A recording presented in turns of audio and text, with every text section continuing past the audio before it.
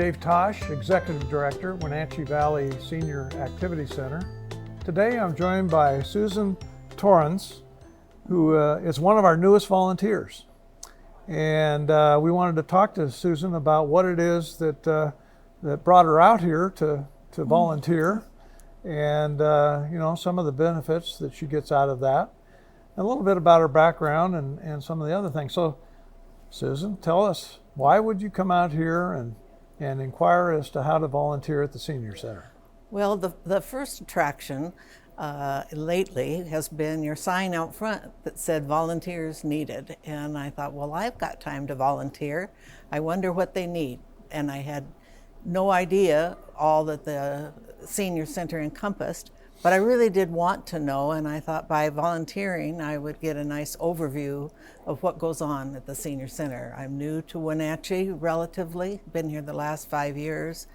Part of that COVID, where there wasn't much going on in places, but I've really picked up in the last month, 6 weeks, what a vibrant place this is and how many things I would like. When I get the newsletter, I say to myself, well, I'd like to sign up for this and this and this. There's lots happening. Yeah, so I think what got you out here to our location originally was probably the thrift store. I did do that way back 5 years ago, and at first, because I didn't know it was the Wenatchee World, when it said it's the world's greatest thrift store, I thought, oh my word, the whole world. But it actually is probably the best run, best organized thrift store I've ever been in. People have really taken the time to organize, to group things together. My family is a group of thrift store shoppers, and I bring them all here. Long before the sign for volunteering, I was bringing both things to donate and family to buy from, and it's really well done. Well, word has definitely spread throughout the valley about our store. I think we're doing a good job promoting it, but the best part is when they arrive, they're impressed and they want to come back, and that's always very important. I also know that a lot of our seniors have started out by coming to the thrift store and then kind of venturing around to see what else is here, some of which they weren't really sure what else was here, but they find out real quickly that it's an activity center, and we do a lot of things here. And I think it's neat the way you've gone about this is just come out and learn a little more about the organization, help us at the same time, and then find your little niche as to what it is you want to do. Right now you're helping in the kitchen. I think it's just one morning or one day a week. Can you talk a little bit about what you do and what the expectations are? I sure can. I had no idea what working in the kitchen or volunteering in the kitchen really meant when I came.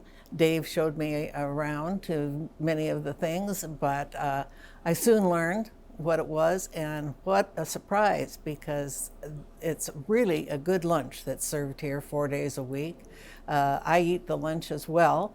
It's well done, and I'm really pleased to be a part of it. And volunteering, I do everything from filling the fruit cups or the vegetable cups to getting ready for future meals by chopping and dicing, and really attend to the cooks and anybody that needs anything. From the storage room or whatever, and I'm learning my way around so that I'm more helpful than just asking questions about stuff.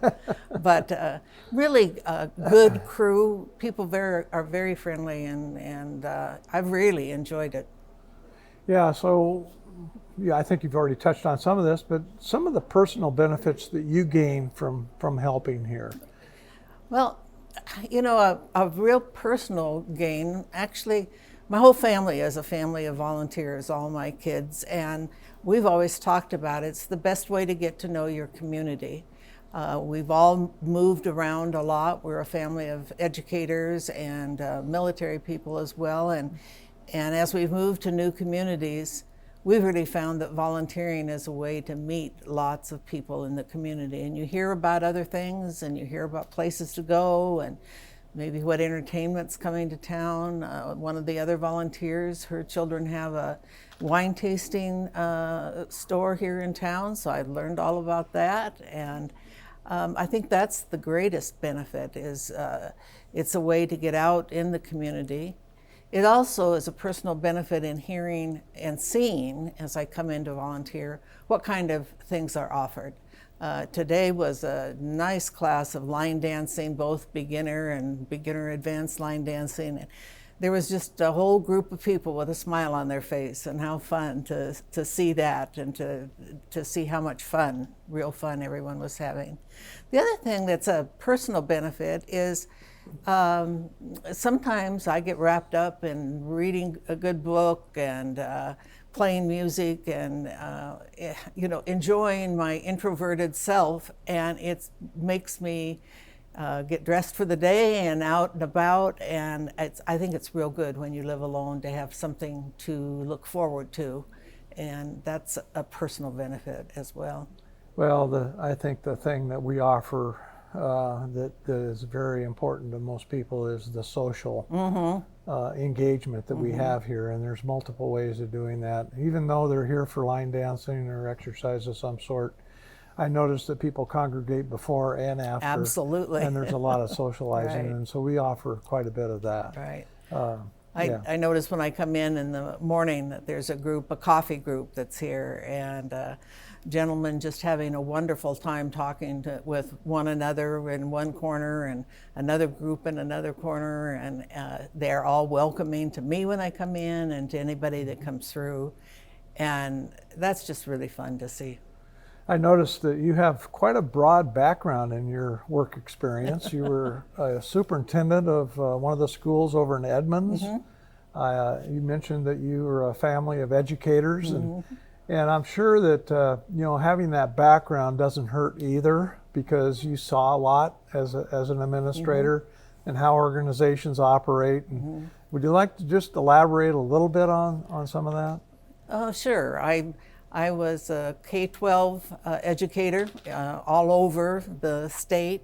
I always said that I was a migrant worker because I worked in a lot of different school districts. My husband was also a superintendent of schools before he passed, and we are really in admiration of the school community. This last couple of years, having to work with the pandemic going on and all of the changes. And that's occurred not only for schools, but for places like this. The old way things were done has had to change. There's a lot of trepidation about how much do we get out and socialize with the COVID virus going on. And I think over time, one of the things that I've learned is that there's just going to be change in life, and you have to accept it's never ever going to be the way it used to be. It's always going to be the new way and a new change, and you kind of need to look at it that way. And I think that's what being in education did for me, is that you need to adapt. And of course, one of our challenges with seniors is they're kind of set in their ways. They're not always into the adaptation that a lot of us are trying to get.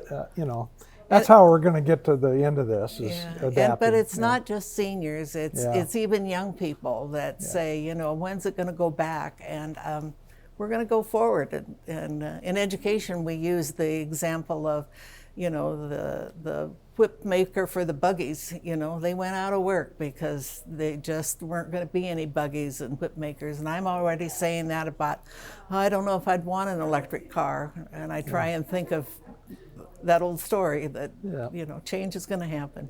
Exactly. Well, Susan, I want to thank you for your time today.